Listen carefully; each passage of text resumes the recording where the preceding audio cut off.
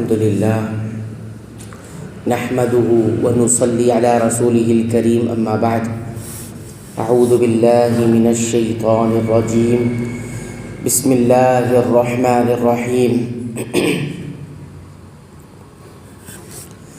یا ایہا الذین آمنوا لا يحل لكم ان ترثوا النساء کرها ولا تعضلوهن لتذهبوا ببعض ما آتيتموهن إلا أن يأتين بفاحشة مبينة وعاشروهن بالمعروف فإن كرهتموهن فعسى أن تكرهوا شيئا ويجعل الله فيه خيرا كثيرا۔ سورہ النساء آیت نمبر 19۔ ایمان والو، تمہیں حلال نہیں کہ زبردستی عورتوں کے ورثے میں لے بیٹھو، انہیں اس لیے روک نہ رکھو کہ جو تم نے انہیں دے رکھا ہے اس میں سے کچھ لے لو۔ ہاں، یہ اور بات ہے کہ وہ کوئی کھلی برائی اور بے حیائی کرے، ان کے ساتھ اچھے طریقے سے بود و باش رکھو۔ گو تم انہیں ناپسند کرو، لیکن بہت ممکن ہے کہ تم کسی چیز کو برا جانو اور اللہ تعالیٰ اس میں بہت بھلائی کر دے۔ اسلام سے پہلے عورت پر ایک ظلم بھی ہوتا تھا کہ شوہر کے مر جانے کے بعد اس کے گھر کے لوگ اس کے مال کی طرح اس کی عورت کے بھی زبردستی وارث بن بیٹھتے تھے اور خود اپنی مرضی سے اس کی رضامندی کے بغیر اس سے نکاح کر لیتے یا اپنے بھائی بھتیجے سے اس کا نکاح کرتے تھے۔ حتیٰ کہ سوتیلا باپ تک بھی مرنے والے باپ کی عورت سے نکاح کر لیتا اور اگر چاہتے تو کسی اور جگہ نکاح نہ کرنے دیتے تھے اور ساری عمر یوں ہی رہنے پر مجبور ہوتی۔ اسلام نے ظلم کے ان تمام طریقوں سے منع فرمایا۔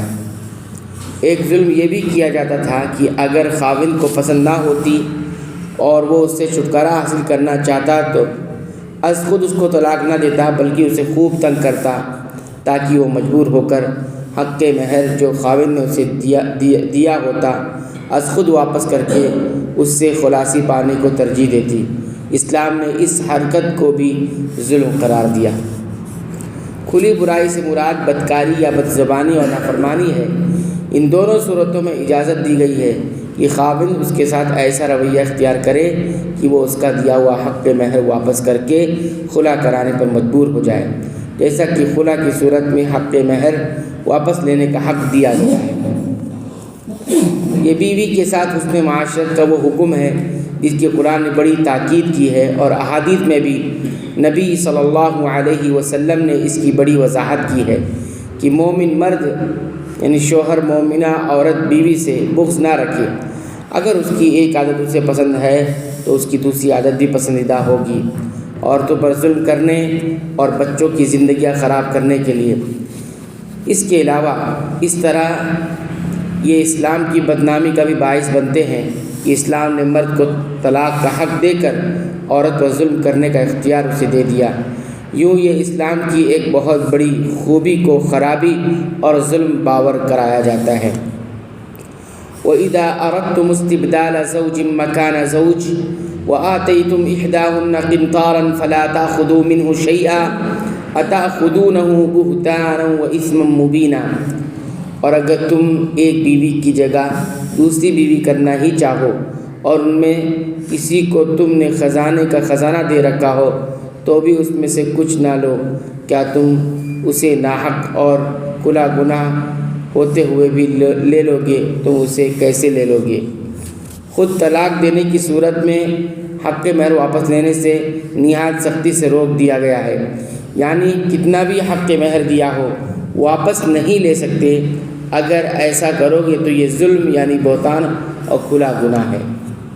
وَكَيْفَ تَأْخُذُونَهُ وَقَدْ أَفْضَىٰ بَعْضُكُمْ إِلَىٰ بَعْضٍ وَأَخَذْنَا مِنكُم مِّيثَاقًا غَلِيظًا۔ حالانکہ تم ایک دوسرے کو مل چکے ہو اور ان عورتوں نے تم سے مضبوط عہد و پیمان لے رکھا ہے۔ ایک دوسرے سے مل چکے ہو کا مطلب ہے ہم بستری ہے، جسے اللہ تعالیٰ نے کنایتاً بیان فرمایا ہے۔ مضبوط عہد و پیمان سے مراد وہ عہد مراد ہے جو نکاح کے وقت مرد سے لیا جاتا ہے کہ تم اسے اچھے طریقے سے آباد کرنا یا احسان کے ساتھ چھوڑ دینا ہے۔ ولا تنكحوا ما نكح آباؤكم من النساء إلا ما قد سلف إنه كان فاحشة ومقتا وساء سبيلا، اور ان عورتوں سے نکاح نہ کرو جن سے تمہارے باپوں نے نکاح کیا ہے مگر جو گزر چکا ہے، یہ بے حیائی کا کام اور بغض کا سبب ہے اور بڑی بری راہ ہے۔ زمانے جاہلیت میں سوتیلے بیٹے اپنے باپ کی بیوی سے یعنی سوتیلی ماں سے نکاح کر لیتے تھے، اس سے روکا جا رہا ہے کہ یہ بہت بے حیائی کا کام ہے۔ اسلام میں ایسی عورت سے نکاح کو ممنوع قرار دیتا ہے جس سے اس کے باپ نے نکاح کیا لیکن دخول سے قبل ہی طلاق دے دی۔ حضرت ابن عباس سے بھی یہ بات مروی ہے اور علماء اسی کے قائل ہیں۔ اللہ تعالیٰ سے دعا ہے رب العالمین تو ہمیں قرآن و سنت کے مطابق زندگی گزارنے کی توفیق عطا فرما، ظلم اور گناہ کے وہ تمام طریقے جو قرآن نے منع کیے ہیں رب العالمین سے بچنے کی توفیق عطا فرما۔ اے اللہ تو ہماری مغفرت فرما، ہمارے والدین کی مغفرت فرما، تمام مسلمانوں مومنوں اہل توحید کی مغفرت فرما، آمین۔